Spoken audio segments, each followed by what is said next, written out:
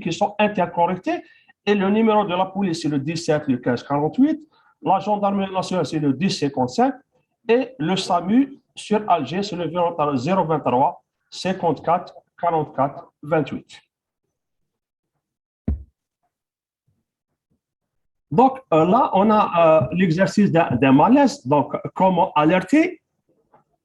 Donc, le message, il est très simple. On répond à 3 questions. Je suis, je vois, je fais. Donc, je suis Mohamed, par exemple, le pharmacien, l'officine, je ne sais pas, par exemple, 64 des douches Morat. Exemple, auteur Odin, à côté, en face, Ragiri. Et j'ai répondu à la première question. Je suis. Donc, l'adresse avec un point de repère, si c'est possible. Je vois la description de la scène. Une personne, un malade, a fait un malaise, une personne inconsciente qui respire. J'ai mis la personne en position latérale dessus, qui présente une détresse respiratoire. J'ai mis la personne en position de merci. Voilà. Et là, bien sûr, notre opérateur, il est formé pour poser des questions, c'est-à-dire le numéro de téléphone ou par exemple, d'autres informations s'il y a besoin. D'accord? Donc, la méthode des 3, c'est check. Donc, je dois vérifier les 3 fonctions vitales, la fonction nerveuse, respiratoire et circulatoire. Réponse. D'accord? Donc, voilà. C'est important de s'asseoir par la position du trépied. Donc, on va voir sur la pratique. Poser des questions simples. Vous m'entendez? S'il répond, donc, OK. S'il ne répond pas, j'ai d'autres questions. Serrez-moi la main, par exemple. Ouvrez les yeux. S'il ne répond pas, donc la victime est consciente. Est-ce que la victime respire? Je dois aussi vérifier la respiration. Avant de vérifier la respiration, c'est airway, c'est-à-dire mettre la tête, basculer la tête prudemment en arrière pour libérer les voies respiratoires. Voilà. Et après, on vérifie la respiration par la technique. Donc, l'ancienne technique de comment vérifier la respiration avant la pandémie, c'était de rapprocher notre joue par rapport à la bouche et le nez de la victime. Maintenant, non. Donc, juste, on va remplacer cette technique par la pose dans notre main au niveau de l'abdomen et du thorax de la victime et on voit et on observe s'il y a un mouvement thoracique au niveau du thorax et l'abdomen. Et enfin, si la victime respire, bien sûr, c'est la position latérale de sécurité. Donc, on met la victime sur le côté. Bon, côté gauche, côté droit, ce n'est pas un problème. Donc, on va voir les étapes, comment faire. Donc, libérer la main, la première main au niveau côté à 90, à un angle de 90 degrés. Paume contre paume et on met la main de la victime au niveau de la joue, d'accord? Fléchir le genou, 3e, et on tourne prudemment, doucement sur le côté et la victime, elle est sur le côté. En cas de malaise, il y a ce qu'on appelle recherche des antécédents. C'est déjà encore, une partie elle est déjà faite par l'interrogatoire du pharmacien. Donc, c'est la méthode MAT. Donc, s'il y a une maladie, des allergies, un traitement déjà fait, par exemple, une récente hospitalisation, une récente consultation médicale. On enchaîne avec d'autres questions. Le PRQST, c'est-à-dire provoqué par, bien sûr, par l'injection. La région où le malaise, par exemple, je ne sais pas, bras droit, par exemple, la qualité, donc, en réalité, les brûlures, un serrement, formulement, des crampes. Et s'il y a des douleurs, bien sûr, la sévérité, ce qu'on appelle l'échelle de douleur. Donc, la douleur, je ne sais pas, la douleur, elle est 3 sur 10. 5 sur 10, etc. Et enfin, les différentes positions d'attente. Si vous voulez, je vais passer pour la pratique. Donc, j'ai une pratique sur un mannequin et j'ai une autre pratique sur une pseudo-victime, notre collègue qui va jouer le rôle de la victime, Maya. D'accord?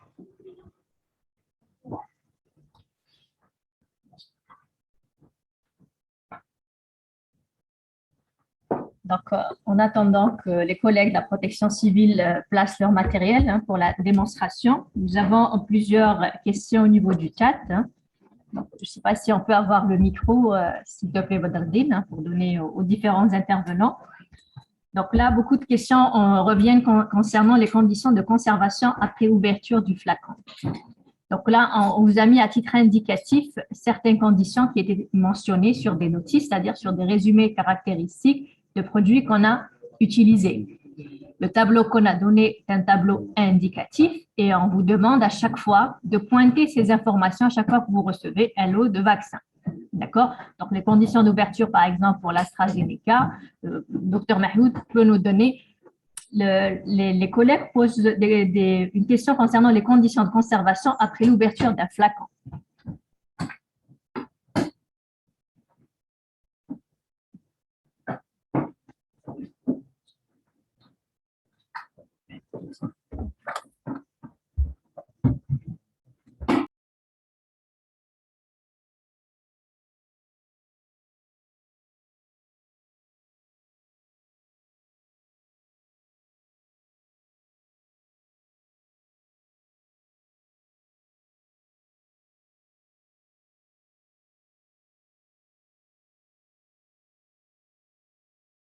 Sorti le vaccin du réfrigérateur afin de procéder à la vaccination, vous devez mettre votre vaccin dans un haricot.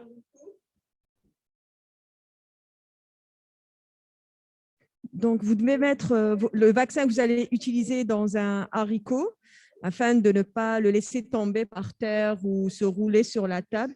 Et en dessous du haricot ou du plateau, mettez une plaquette réfrigérante afin de garder la température entre 2 et 8. Ne laissez pas le vaccin à l'extérieur sans une source, voilà. Mais je vous conseille de mettre une plaquette réfrigérante en dessous du plateau ou du haricot. De toutes les manières, du moment que vous allez vacciner une personne, donc quand c'est un vaccin monodose, vous n'avez pas besoin de sortir d'autres vaccins. C'est-à-dire, par exemple, vous avez, par exemple, pour le Sinovac, c'est des flacons de 2 doses. Donc, je vous conseille d'avoir 2 personnes déjà à vacciner pour ne pas jeter la deuxième dose.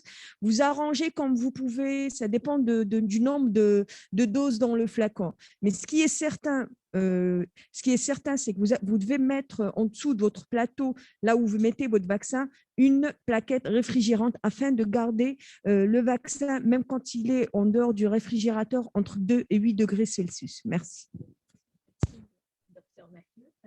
Je vous garde encore un peu. Deuxième question. Est-ce qu'on doit vacciner sur présentation de PCR négatif? Il y en a qui posent sérologie négative. Là, je pense qu'il y a eu une note du ministère. Comme vient de le préciser professeur Mansouri, dernièrement, il y a une note du ministère qu'il n'y a aucune obligation, je répète bien, aucune obligation à présenter une PCR ou un test antigénique ou quoi que ce soit. Comme on en a bien parlé lors des différentes communications, vous avez un interrogatoire et un examen à faire afin de voir si la personne est éligible à la vaccination. Qu'est-ce que ça veut dire? C'est-à-dire que si la personne, voilà, elle a de la fièvre plus de 38,5 ou elle a des signes d'infection aiguë, que ce soit la Covid ou quoi que ce soit, on ne la vaccine pas, on reporte la vaccination. Et comme Et voilà, donc la personne, quand elle a la COVID et qu'elle est asymptomatique, mais bon, on ne peut pas le savoir parce que, voilà, on peut la vacciner sans qu'il y ait des retombées graves ou quoi que ce soit. Donc, la note du ministère de la Santé dit qu'on n'a pas besoin de présenter une PCR ou un test antigénique, d'autant plus que c'est du gaspillage parce qu'au moment où on aura besoin de diagnostiquer quelqu'un, voilà, il n'y a plus de réactifs ou parce qu'on en a gaspillé pour rien. Voilà, vous devez procéder à un examen clinique du patient afin de voir si on peut le vacciner ou pas, que ce soit la COVID ou une autre maladie. Alors, dernière question avant qu'on passe aux différentes simulations. Pour les personnes qui ont fait un COVID, combien de temps faudra-t-il pour les faire vacciner? Alors, sur la même note qui vient de sortir dernièrement, c'est minimum 3 mois. Donc, soit c'est une personne nouvellement qui n'a pas été vaccinée, donc qui vient en consultation pour que vous la vacciniez, donc vous reportez, d'après la date de la PCR, vous reportez à 3 mois. Et parfois, comme on l'a vu dernièrement, il y a eu beaucoup de personnes qui ont reçu la première dose et entre les 2 doses, c'est-à-dire entre l'intervalle des 2 doses, elles contractent la COVID-19. Donc, on reporte le rappel à 3 mois, même si, par exemple, vous avez utilisé le Sinovac et que le rappel doit se faire 4 semaines après, ne faites pas le rappel, faites-le 3 mois après. Voilà, vous gardez le dossier de la personne de côté, son numéro de téléphone, et au moment de son rappel, 3 mois après, vous l'appelez pour qu'elle vienne faire son rappel. Juste une précision, c'est la même chose. Les collègues aussi posent la question, si on fait un COVID après la première injection, est-ce qu'on reste toujours… Ok, très bien. Donc, docteur Mahiout a répondu. On passe maintenant à la simulation avec notre lieutenant. Je vous donne le micro juste pour le… D'accord. Donc, j'ai une personne allongée par terre suite à une injection. D'accord.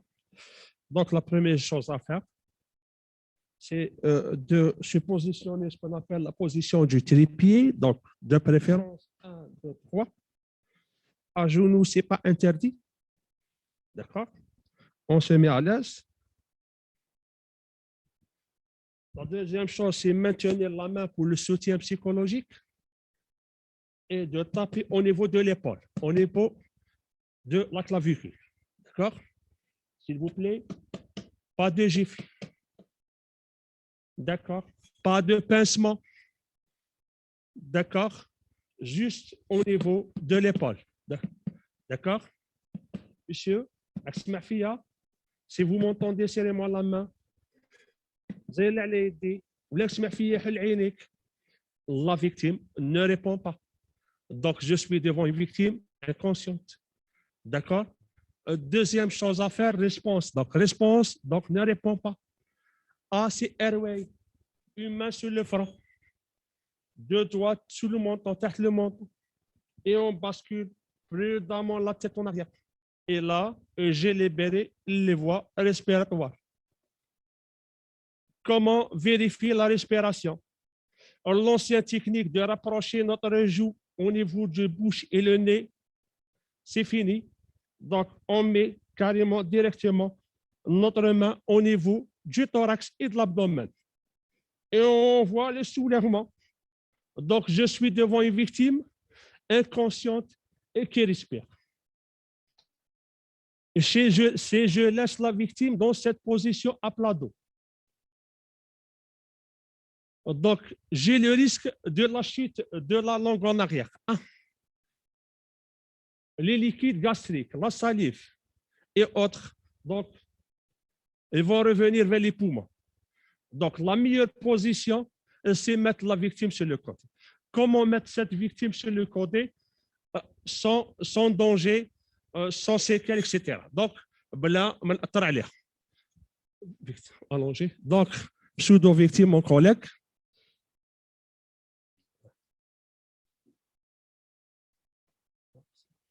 C'est bon? Donc, toujours position du trépied. S'il vous plaît. Maintenir la main. Vous m'entendez? Okay.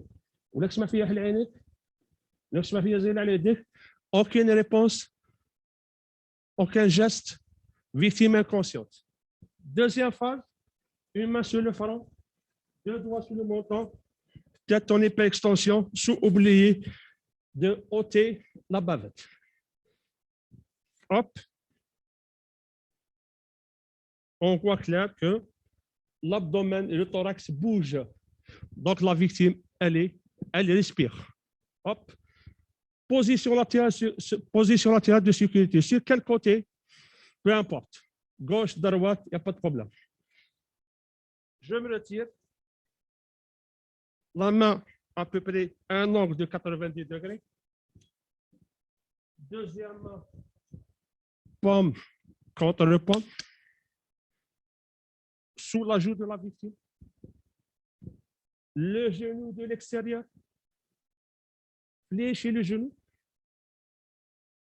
Et là, sans effort, quel que soit le poids, la taille de la personne. C'est juste au niveau du sommet du genou et je tourne la victime. OK? Je complète un petit tirement, ma main au niveau de la hanche et je dégage le pied pour stabiliser la personne. À ce moment-là, je surveille, soit alerter ou faire alerter par un autre collègue. L'alerte, le message, il est très simple. Je suis où? Je vois une personne inconsciente qui respire. J'ai fait quoi? J'ai mis la personne sur le côté, en position latérale de sécurité, en attendant les secours. Stop et fin. Les différentes méthodes, les différentes d'autres positions d'attente. En cas de détresse respiratoire, meilleure position pour mieux respirer, c'est la position de mise.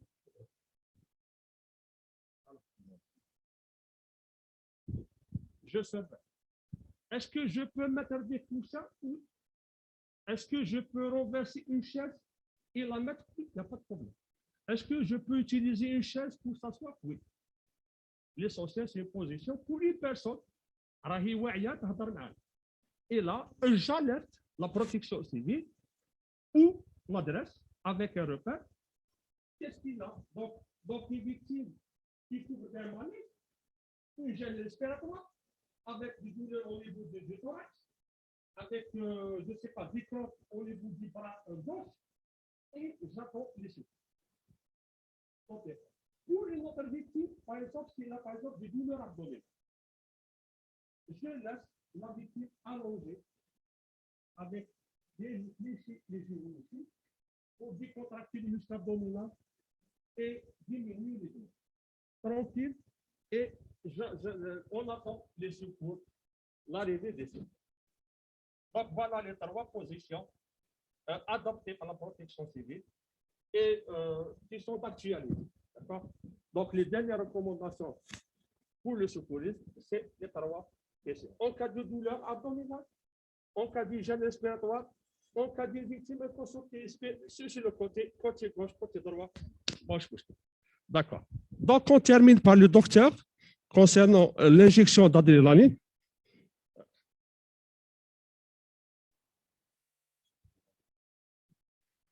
Salam alaikum, je suis le docteur Dahdah Qasim, je suis médecin urgentiste, je fais l'opérationnel au niveau de la protection civile. Je suis affecté à la wilaya d'Alger, voilà. Donc, pour ce qui est de l'injection d'adrénaline, pour le choc anaphylactique, le seul médicament, c'est l'adrénaline. Donc, l'adrénaline ne présente aucune contre-indication. Donc, il faut l'injecter au niveau du tiers moyen de la cuisse, au niveau du cadran externe. Donc, il faut avoir dans sa trousse de secours les ampoules d'adrénaline, c'est des ampoules de 1 mg par millilitre. Donc, et une seringue à 2 millilitres.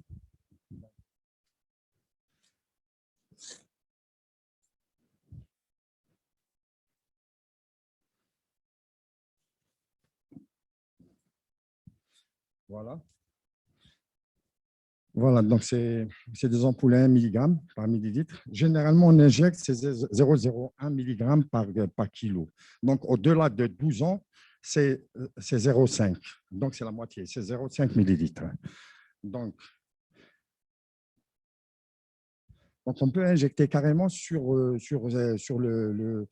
vêtements non épais. Donc, on aspire le contenu, donc de 0,5 millilitres, et on injecte sur la face latérale externe au niveau du cadran moyen. C'est à ce niveau. Donc, je vais vous montrer le geste.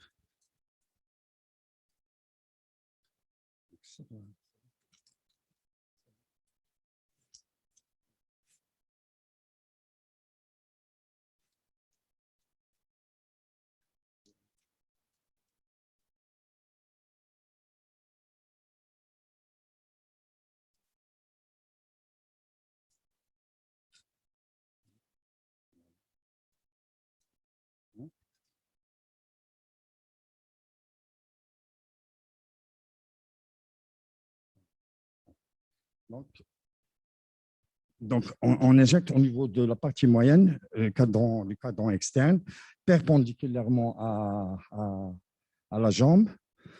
Voilà, et on introduit la substance.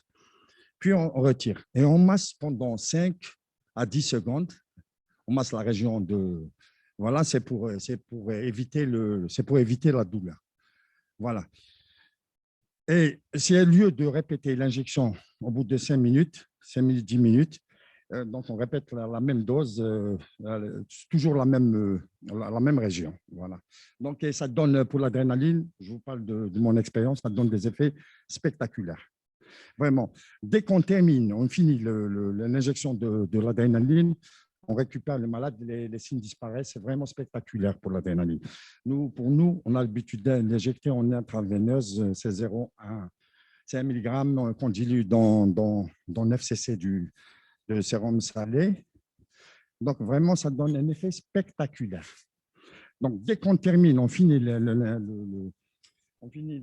l'injection, on récupère le dème de Quink, tout ce qui est symptômes disparaissent rapidement. Voilà, donc… Voilà pour ce qui est de l'injection de l'adrénaline. Voilà, merci. Sans oublier, si c'est possible, de couvrir la victime avec une couverture isothermique qui, voilà, pour éviter… D'accord. S'il vous plaît, docteur. Je voulais juste rajouter pour enchaîner que pour les pharmaciens d'officine qui s'apprêtent à vacciner, que la protection civile a été saisie officiellement. Elle-même, elle a saisi toutes les directions de la protection civile de toutes les wilayas pour qu'elles prennent attache avec les DSP de chaque wilaya et pour qu'elles identifient les pharmacies et elles donnent au DSP le positionnement de la caserne de protection civile la plus proche de la pharmacie. Donc, il ne faut pas avoir peur. Il y a les gestes de premier secours qui vous permettront d'attendre l'arrivée en un temps très court des éléments de la protection civile qui sont, je le rappelle, c'est très important, d'ores et déjà avertis officiellement. Voilà, c'est très important de vous rassurer sur ce plan-là. Merci. Merci à l'équipe de la protection civile. Je vous remercie vivement. Voilà, je ne sais pas si on va clôturer, professeur Mansouri, ou il y a encore quelques questions et après on va clôturer. Voilà. Donc, on remercie nos collègues. On continue un peu avec la foire aux questions. Et donc, parmi les questions qu'on a reçues d'ordre logistique, alors on demande est-ce qu'il y a eu des cas de choc anaphylactique déjà enregistrés en Algérie? Professeur Derard. Il va encore rassurer une deuxième fois les collègues. Oui, il y a un rapport pratiquement journalier qui est fait par le Centre pharmacovigilance qui est accessible. Et donc, quand vous pouvez le voir, nous n'avons pas enregistré jusqu'à l'heure actuelle un choc anaphylactique pour les vaccins administrés jusque-là. Eh bien, donc jusqu'à présent, nous n'avons pas enregistré en Algérie l'apparition d'un choc anaphylactique. Donc, et même si c'est le cas, non, je pense que vous êtes maintenant rassurés, vous savez quoi faire. N'oubliez pas de vous enregistrer à cette session de formation. On envoie régulièrement le formulaire d'inscription. Veuillez le remplir, s'il vous plaît. Je voulais juste apporter un petit plus par rapport à ce qu'a dit le professeur Darrar, s'agissant de l'apparition ou la survenue d'effets secondaires post-vaccinal. Il faut savoir que de tout temps, après un acte vaccinal, il peut toujours y avoir une manifestation secondaire. Comme on le voit aussi quand on fait la vaccination pour la grippe. Ce sont des manifestations qu'il est possible de voir. C'est vrai que la survenue est rare, mais elle est possible. Maintenant, vous avez vu que pour y remédier, il suffit d'injecter, comme on nous l'a montré maintenant, tellement bien montré qu'on se dit que c'est très simple en fait. Et surtout, comme il a dit l'intervenant de la protection civile, que ça donnait des résultats spectaculaires. Là, je voulais juste réitérer le fait que tout acte vaccinal peut engendrer des effets indésirables, dont le choc anaphylactique, et qui jusqu'à maintenant n'est pas apparu, fort heureusement. Donc, une autre question, on nous demande que nous avons précisé que le moment de la vaccination est l'après-midi. Non, en fait, je reprécise, nous avons donné des indications juste pour les modalités d'organisation. On vous a dit que vous pouvez décider de vacciner l'après-midi ou la matinée, ou vous donnez les rendez-vous l'après-midi et vice-versa, quand vous pouvez faire ça toute la journée, si vous pouvez assurer le fonctionnement de votre officine en parallèle. Alors, il y a des collègues qui posent si un patient a fait sa première injection au niveau d'un EPSP qui se présente pour faire son deuxième vaccin au niveau de l'officine. Là, on vous déconseille, il vaut mieux réorienter ce patient vers la structure où il a reçu sa première dose. Donc, suivez vos patients première et deuxième dose. Donc là, monsieur Dr Mitivi va encore ajouter une précision. Merci aux officiers de la protection civile pour cette démonstration si clairvoyante. Donc, je voudrais, moi, rajouter quelque chose, c'est par rapport à la communication du professeur Mayotti, c'est-à-dire, j'ai vu que après le post-vaccinal va de 30 à 1 heure. Et nous avons décidé de retenir le malade 30 minutes au niveau de l'officine. Donc, si calcul fait, le pharmacien, puisqu'il va prendre les coordonnées du patient, après les 30 minutes restantes, il serait préférable qu'il demande après lui au téléphone. C'est-à-dire qu'il demande après l'avancement de son état de santé. Est-ce qu'il va mieux chez lui? Est-ce qu'il va mieux? Vous savez, connaissant le tempérament de nos malades, à 30 minutes déjà, il peut rester beaucoup, donc il part. Donc, je préfère que cet acte soit suivi aussi. C'est-à-dire, c'est pour accompagner le malade jusqu'à 1 heure presque, c'est tout. Puisqu'il peut développer un choc anaphylactique 45 minutes après. Il ne sera pas dans la pharmacie. Déjà, ça, ce n'est pas possible parce que, bon, là, si vous vaccinez 5 personnes par jour, oui, vous pouvez faire le suivi, mais si vous vaccinez 100 personnes par jour, vous n'allez pas pouvoir appeler tout le monde, et d'une. Et de deux, moi, ce que je dis à mes patients quand ils passent, bien sûr, comme on l'a précisé tout à l'heure lors de la communication, on doit informer le patient qui souhaite se faire vacciner qu'il peut y avoir des manifestations post-vaccinales. Et en cas de manifestation post-vaccinale, monsieur, il ne va pas revenir chez vous pour se faire soigner. Il va aller dans une structure hospitalière. Maintenant, s'il fait un choc anaphylactique chez lui, il ne va pas revenir en pharmacie, il va aller aux urgences. Il est clair qu'il faut très, très bien prendre le temps d'expliquer tout ça aux patients. Ça ne prend pas des lustres, c'est 5-10 minutes afin de prévenir le patient, bien sûr, sans l'alerter, sans lui faire peur. Mais déjà au début de la vaccination, même quand il vient prendre son rendez-vous, déjà le patient est anxieux. On doit le rassurer. Déjà, on doit avoir un visage assez avenant, j'allais dire sympathique, pour mettre le patient à l'aise. On doit prendre le temps de le rassurer. Ça, c'est possible. On ne peut pas dire non.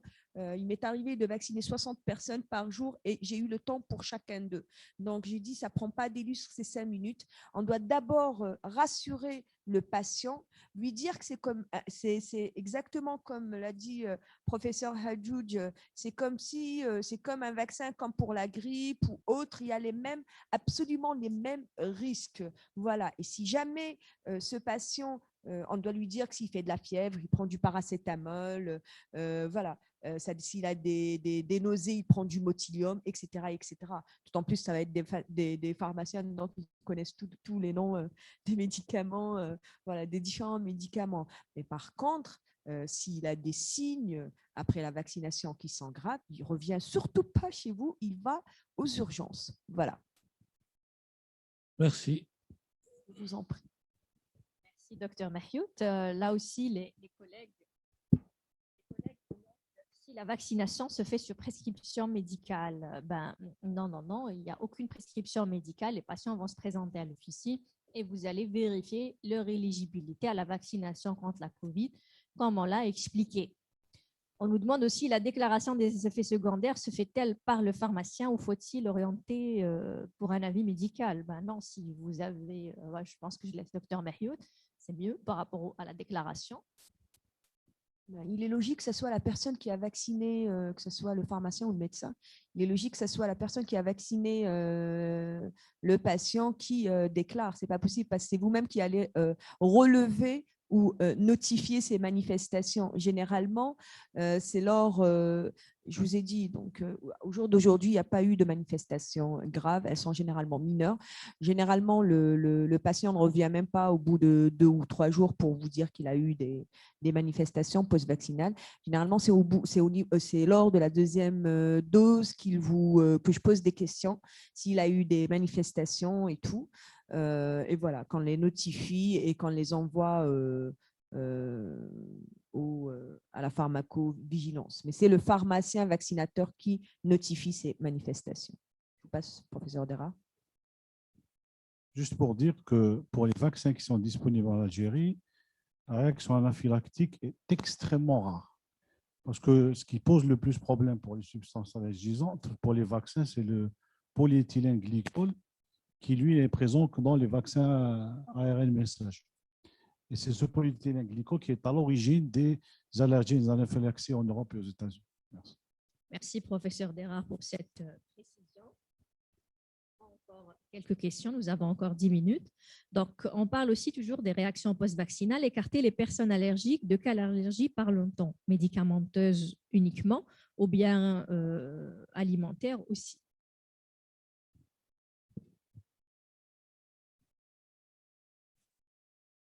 Donc, au fait, ça n'a absolument rien à voir avec les allergies alimentaires ou autres. Comme on l'a précisé, c'est des contre-indications formelles quand on a un antécédent d'allergie ou de choc ou d'anaphylaxie par rapport aux constituants du vaccin. Voilà, cette allergie concerne uniquement le vaccin, pas les autres, que ce soit une allergie. Par exemple, j'ai vu des personnes écartées de la vaccination qui étaient allergiques à la pénicilline, alors que non, voilà, on écarte la personne ou la personne n'est pas éligible à la vaccination si et seulement si elle est allergique à l'une des constitutions du vaccin anti-Covid. Donc, une autre question, peut-être pour le professeur Dera, est-ce que le vaccin Sinovac protège contre les nouveaux variants? Oui, il y a une étude qui vient sortir, en tout cas sur le britannique, qui a été efficace. Mais la perte de protection concerne tous les vaccins. Mais heureusement que le profil des anticorps qui sont sécrétés est tellement hétérogène que l'immunité reste protectrice.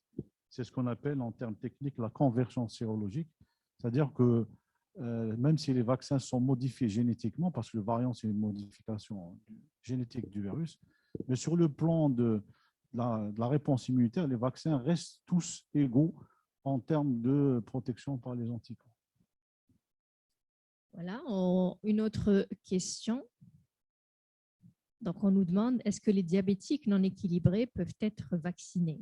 Et aussi, que signifie une maladie chronique en poussée? Ce qu'on sait d'abord, il faut toujours stabiliser le malade. Il faut toujours que le malade, surtout le diabétique, même pour les vaccinations antigrippales par exemple, il faut que le malade soit stable pour être vacciné. Merci. Donc, peut-on vacciner une personne déjà vaccinée avec un autre vaccin? À l'heure actuelle, sur les recommandations chez nous, pour être très transparent, il faut rester sur les mêmes vaccins, surtout pour les vaccins Sinovac et les autres. Mais effectivement, beaucoup de gens posent la question parce qu'ils ont été confrontés. Je sais que le Conseil d'orientation de la stratégie vaccinale en France a émis certaines recommandations sur l'utilisation d'une troisième dose qui est différente pour entrer dans le territoire français. C'est-à-dire, concrètement, si vous avez vacciné pour le Sputnik ou le Sinovac, une fois que vous êtes sur place, on vous conseille de mettre un vaccin style Johnson & Johnson ou un ARN messager en troisième dose. Il y a aussi l'Arabie Saoudite pour les pèlerins qui recommande actuellement de faire une dose qui est reconnue chez eux, c'est-à-dire AstraZeneca, Pfizer ou Johnson. Et pour les gens qui ont fait Sinovac, ils leur rajoutent une dose d'un des 3 vaccins. Merci. Professeur Hadjoud, beaucoup demandent, sommes-nous protégés juridiquement s'il arrive quoi que ce soit à un patient? C'est-à-dire quelques considérations à la nature de l'assurance professionnelle. Je pense, je ne sais pas si c'est une remarque judicieuse, mais à partir du moment où on donne un médicament, donc on peut donner un vaccin. Exactement. Donc là, oui.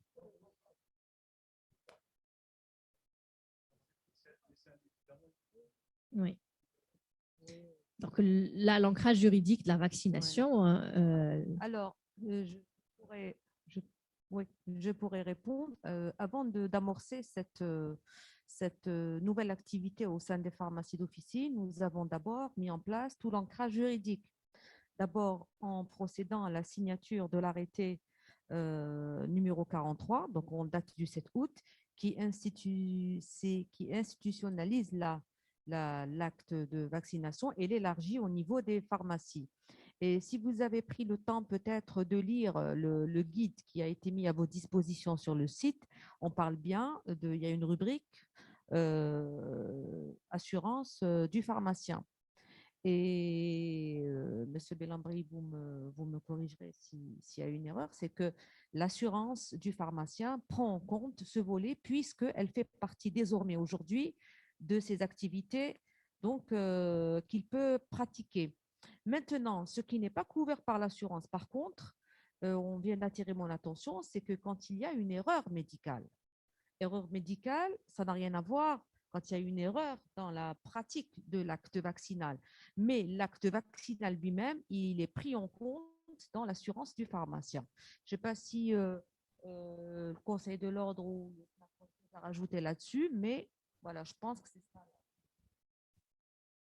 Je pense que grâce à l'arrêté ministériel qui officialise la vaccination en officine par le pharmacien d'officine et un arrêté qui est accompagné par un cahier de charge, par un guide officiel, ça entre désormais de manière officielle dans les actes assurés par le pharmacien d'officine dans le cadre de son activité et exercice, et l'assurance professionnelle couvre en toute logique donc ce geste.